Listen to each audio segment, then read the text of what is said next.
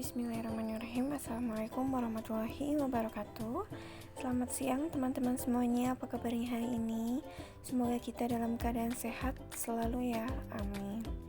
Baik, perkenalkan kami dari kelompok 4 dengan anggota saya sendiri Intan Ajara Widiarno dan teman saya Ibu Neng Epi Astiasi. Di sini saya akan mempresentasikan materi perihal observasi dalam evaluasi dan asesmen PAUD untuk memenuhi tugas mata kuliah evaluasi dan asesmen PAUD dengan dosen pengampu Bunda Yuliawati MPD.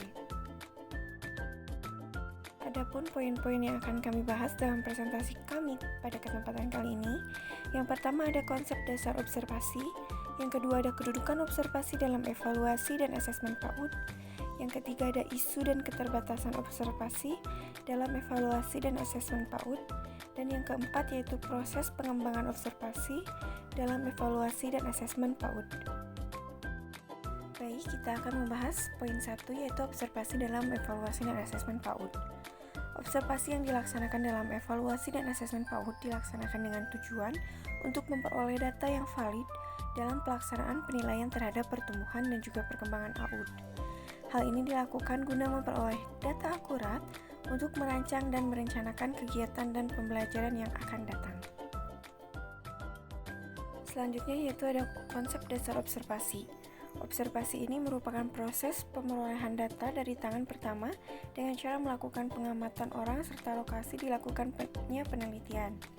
Observasi merupakan salah satu metode pengumpulan data dengan cara mengamati atau meninjau secara cermat dan langsung di lokasi observasi untuk mengetahui kondisi yang terjadi atau membuktikan kebenaran dari sebuah desain observasi yang sedang dilakukan.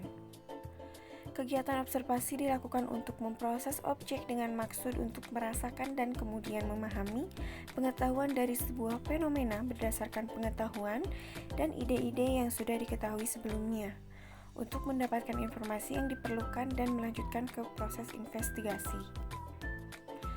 Secara umum, observasi ini merupakan aktivitas untuk mengetahui sesuatu dari fenomena-fenomena. Aktivitas tersebut didasarkan pada pengetahuan dan juga gagasan yang bertujuan untuk mendapatkan informasi dari fenomena yang diteliti. Informasi yang didapat harus bersifat objektif, nyata, dan dapat dipertanggungjawabkan. Selanjutnya yaitu kedudukan observasi dalam evaluasi dan asesmen PAUD. Observasi biasanya dilakukan untuk meninjau, mengawasi, dan meneliti suatu objek sehingga mendapat data yang sifatnya valid.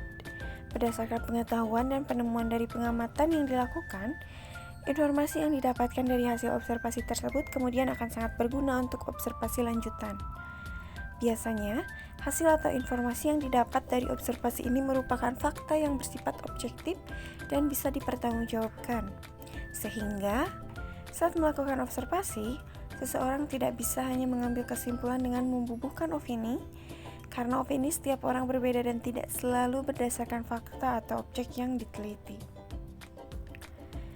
Asesmen adalah upaya untuk mendapatkan data atau informasi dari proses dan hasil pembelajaran untuk mengetahui seberapa baik kinerja dari mahasiswa, kelas atau mata kuliah atau program studi dibandingkan terhadap tujuan atau kriteria atau capaian pembelajaran tertentu.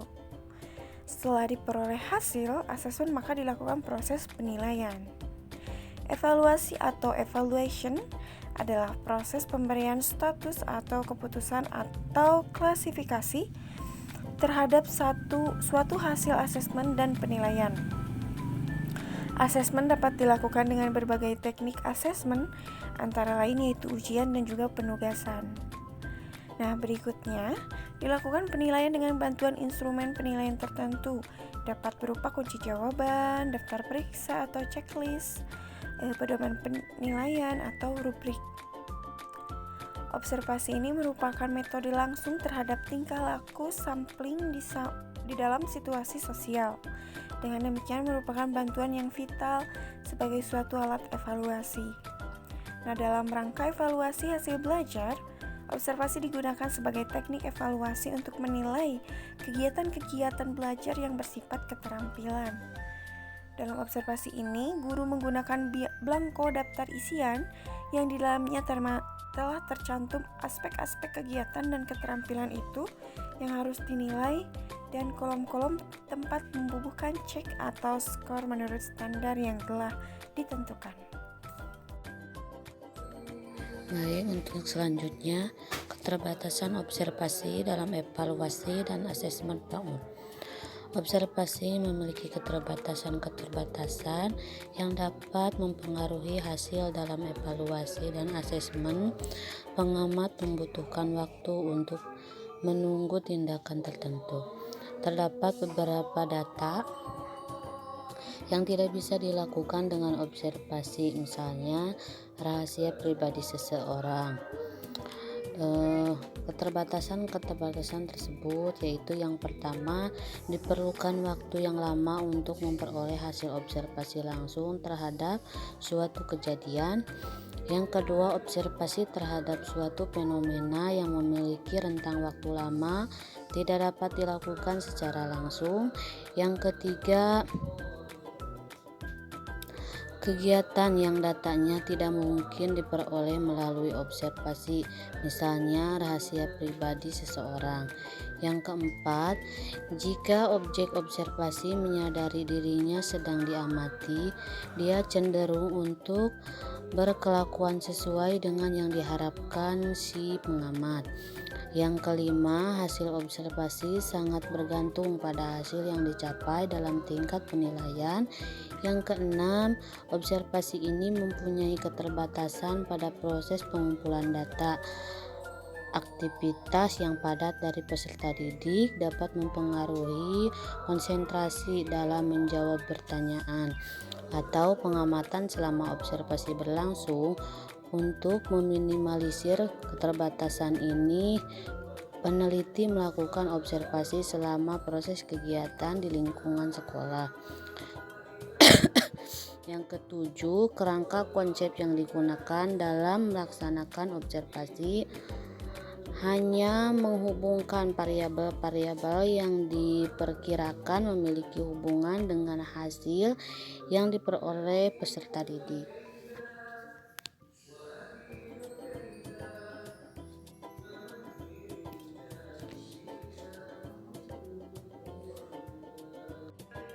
Selanjutnya, proses pengembangan observasi dalam evaluasi dan asesmen PAUD.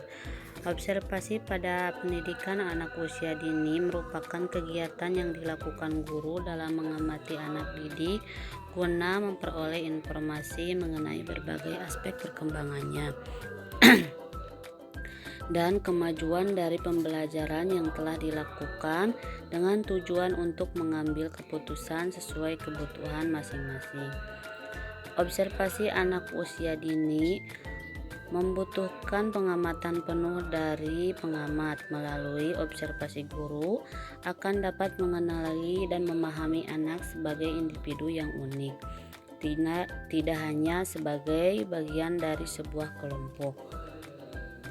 Adapun 3 tujuan melakukan observasi pada anak, yaitu yang pertama, memahami perilaku anak, yang kedua, mengevaluasi perkembangan anak, yang ketiga, mengevaluasi kemajuan dalam pembelajaran.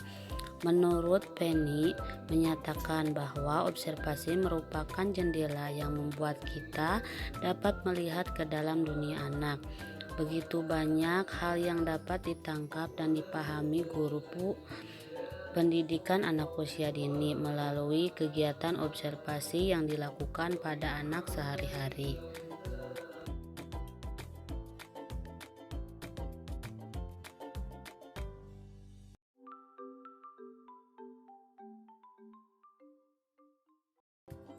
Alhamdulillah, pemaparan materi dari kelompok kami telah selesai dilaksanakan. Mohon maaf jika banyak kekurangan dan kesalahan.